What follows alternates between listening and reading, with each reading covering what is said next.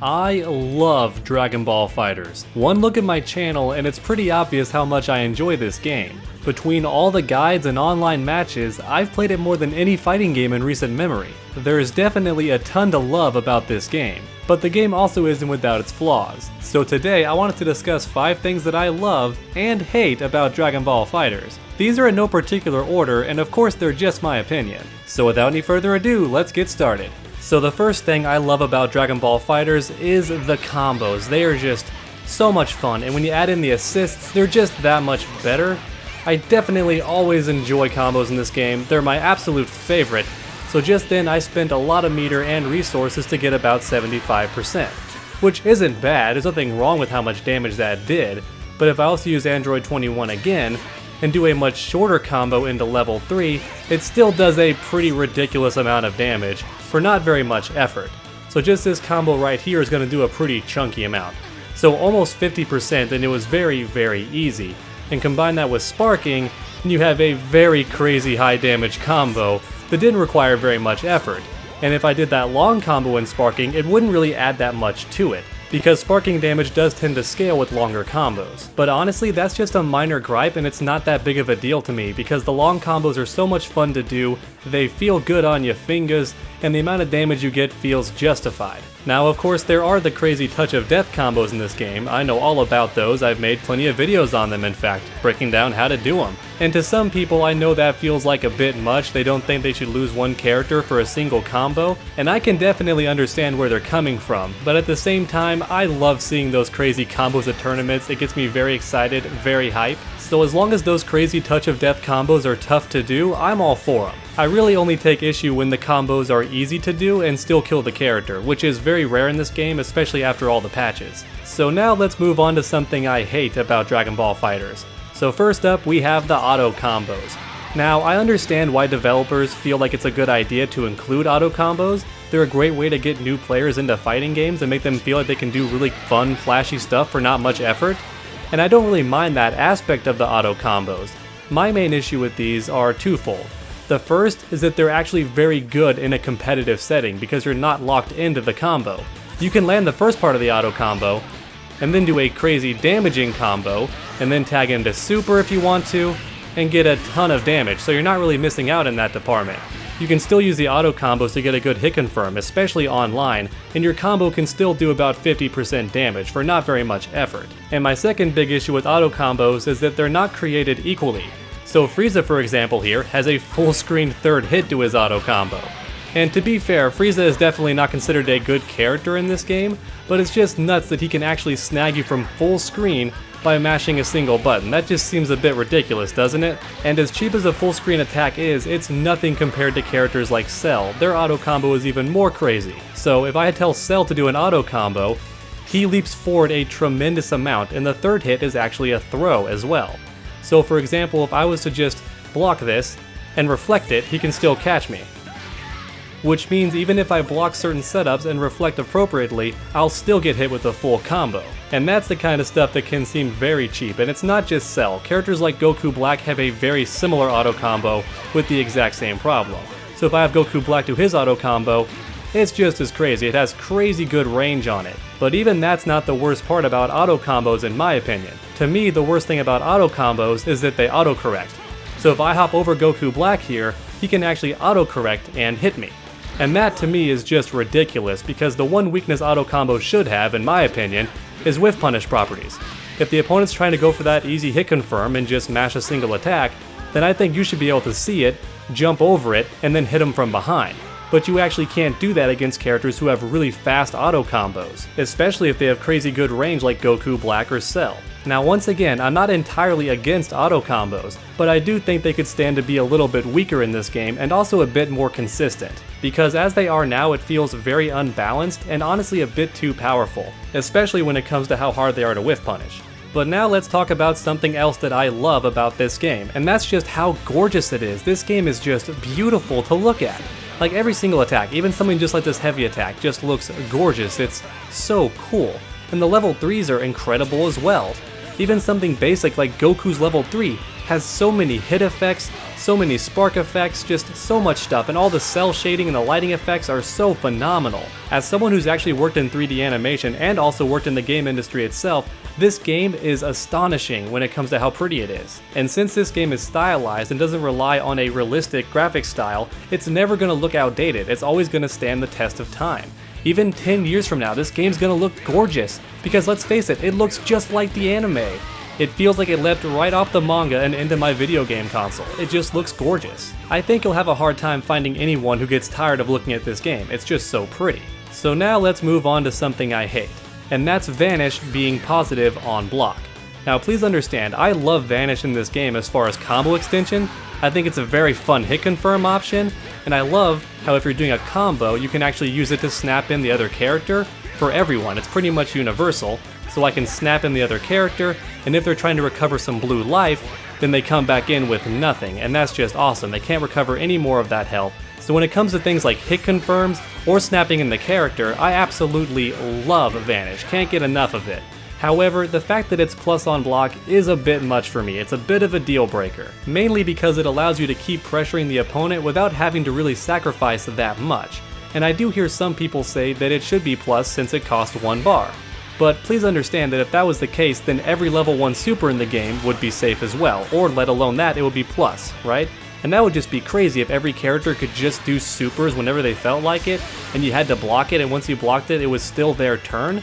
Not just safe, but still their turn. That would be absurd, don't you think? So even though it does cost you 1 bar, this attack being positive on block just feels like a bit much to me. And maybe the reason I feel so strongly about this is because I've played so many different fighting games, and typically any special move that crosses up on the opponent is not only negative on block, but it's usually fully punishable. And that's due to the crazy mix-up factor that it brings to the table. So in other words, you have a crazy good mix-up option at your disposal, but if the opponent blocks appropriately, it's their turn to attack you. And in my experience, that's a very balanced trade in most fighting games. However, in this game, not only do you have the crazy mix-up factor and the great hit confirm option, but even if the opponent blocks appropriately, it's still not their turn. They still have to put up with what you do. So for example, if Goku Black did a Vanish on me here, I could reflect it, but since his auto combo is so good, he still caught right up to me. I wasn't even able to punish him for it. So then my only option is to backdash, and in that scenario I could actually punish him if he was straight up mashing. But that's only because Android 21 has really good range on her normals. For a lot of characters, this isn't even an option. You can't even backdash against certain characters if you block their Vanish. You basically just have to deal with their pressure. And on top of all that, I really do feel like the game would be more fun to watch if after the opponent blocked a Vanish, it was now their turn to go on the offense, because then you'd see a lot more back and forth stuff happening. Especially since Vanish can save you from a lot of tricky situations, so if you do a move that's normally minus or unsafe, you can Vanish cancel it sometimes, and now it's still your turn to keep attacking. And that's why it could be so much more fun if it was minus, because you'd have the one player who's playing very smartly and saving their meter. Just in case they do anything risky, they can Vanish and then keep themselves safe. But even so, it's now their opponent's turn to attack and go on the offense. For me personally, that'll be a lot more fun than watching one player just constantly hammer down on the other player, because they can constantly keep spending 1 bar to keep themselves safe, and plus, and then of course the opponent is forced to block whatever comes next. And since you build meters so fast in this game, you basically always have 1 bar to Vanish with. So in my opinion, I think Vanish should be minus. Not punishable on block, just minus, so that it's now your opponent's turn to go on the offense since they were blocking appropriately and had really good defense. So now let's move on to the third thing that I love about this game, and that's the blue life mechanic. I actually like it a lot in this game. In some games it can feel a bit ridiculous because you manage to switch out correctly and then the opponent has no way to actually get you back in. And that was the case for a game like Street Fighter Cross Tekken. Once the opponent switched out, they could just play the lame game, just play keep away the whole time, trying to keep you at bay while their buddy built all their health back. But in Dragon Ball FighterZ, that's not how it works at all, because if the opponent does try to play too defensively, you can go on the offense, and the offense in this game is just nuts. The amount of stuff you can do to open up the opponent is just ridiculous. It's very tough to deal with, especially online. So if the opponent's too defensive, you are going to get them eventually and snap in the other character. And once you do, that character they were trying to protect now loses all that recoverable health. However, I also love the blue life mechanic for the opposite reason. I love that if I'm smart about how I switch out my players, and if I'm careful and responsible with their meter management and their health management, I can actually still beat the opponent even if they're doing crazier combos than me, because they're simply not switching out their characters when they should be. Meanwhile, I'm keeping mine safe while they regenerate their health. I find that aspect of the game very enjoyable as well, since the game actually rewards you for actively thinking and protecting your characters. So next, let's talk about something I dislike about Dragon Ball FighterZ, and that's that overheads are neutral on block. In most fighting games, if you block an overhead, it's actually your turn to attack the opponent. In fact, it's even more than that in most games. In most games, an overhead is actually unsafe and fully punishable. So if the opponent does an overhead and you block it, you can now hit them with a full combo. And the reason that's the case in most fighting games is because lows can start full combos. And in Dragon Ball FighterZ, it's even crazier than that because the overhead can also lead to a full combo. Now, you do need an assist to actually pull this off, but the fact of the matter is both a low and an overhead can now lead to a full combo on your opponent. And once you land that combo, you get a slight knockdown, which of course leads to more pressure.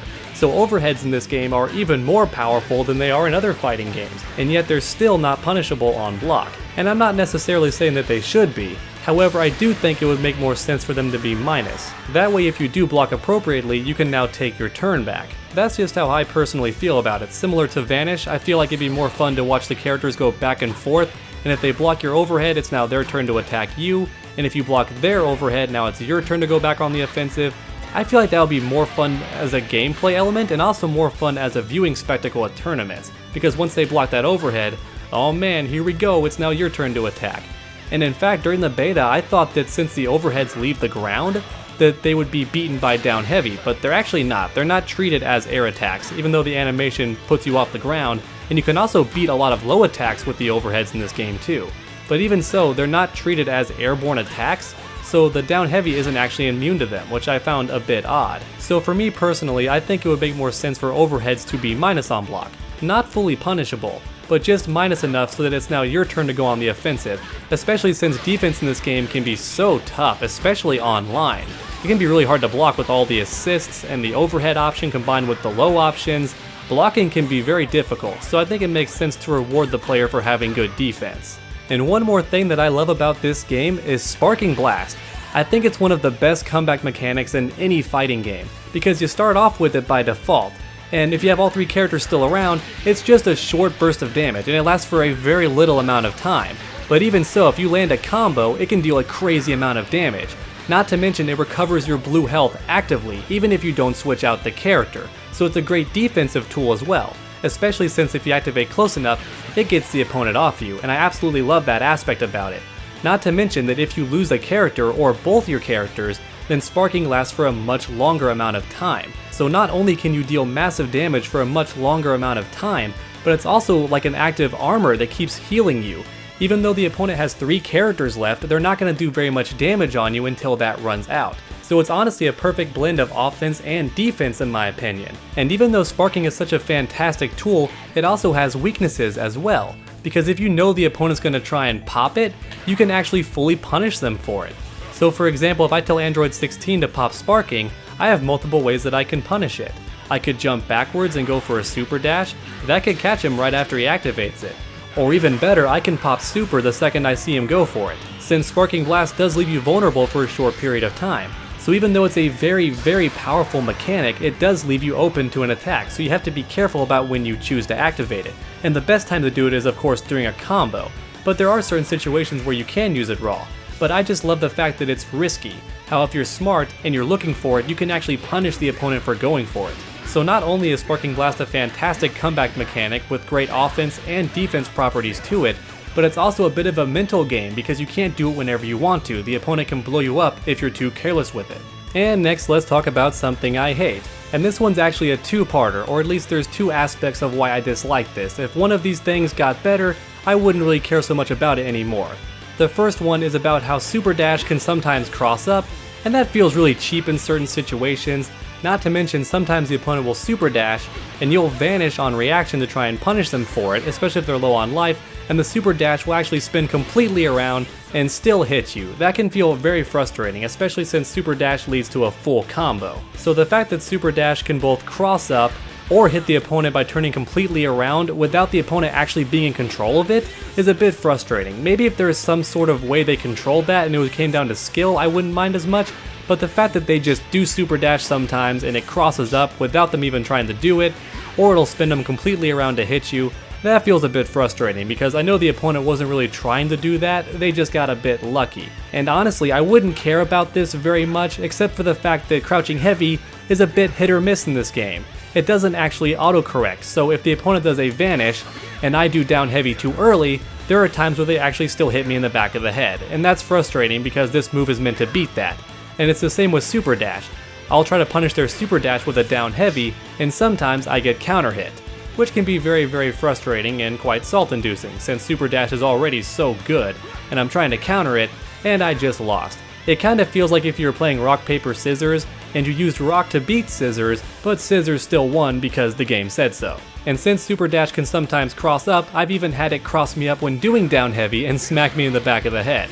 Even though the opponent super dashed right in front of my face, they crossed up, hit me in the back of the head, and my down heavy whiffed. So honestly, I'd be happy if they just buffed down heavy to where it actually switched sides if the opponent either jumped over you, or if super dash crossed you up, or even if they vanished and you did it a bit too early.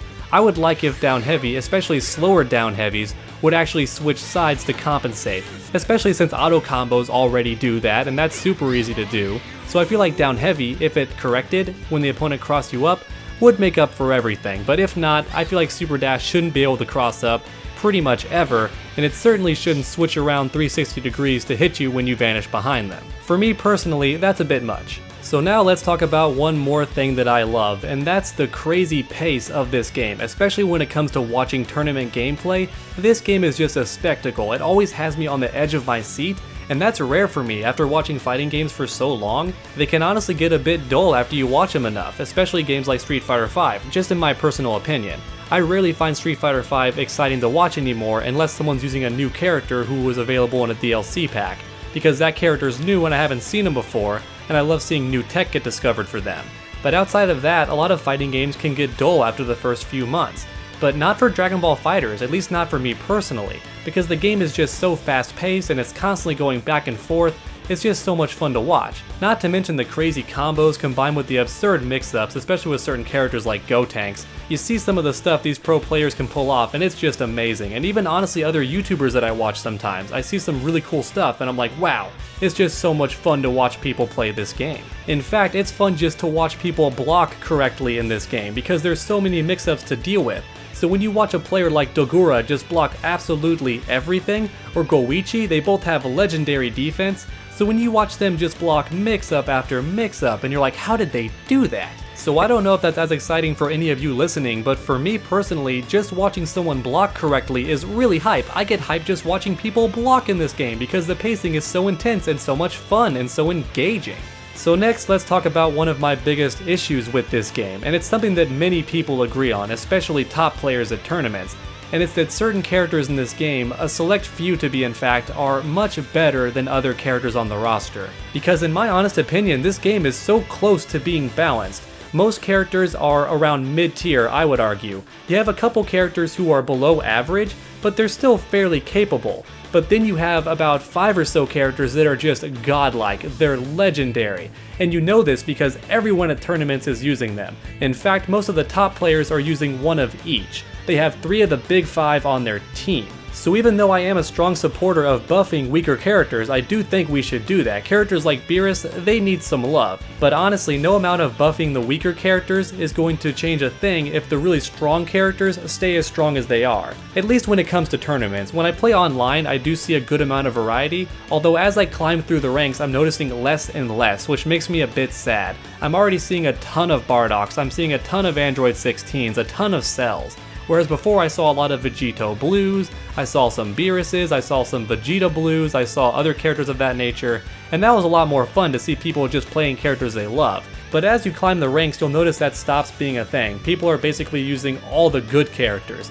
And it's the same at tournaments, the same 5 characters over and over again. So for me personally, I wish those characters would get nerfed a bit more, if for no other reason than to see more variety at tournaments, because when it comes to major tournaments, I'm a bit tired of seeing the same characters over and over again. And that's about it for the list, everyone. Please post what you love or hate about this game in the comments down below. And while you're down there, please leave a like if you enjoyed the video. Then keep that combo going by subscribing and ringing the bell. That way you never miss a future video. Make sure to come back next time, and as always, stay underdogs.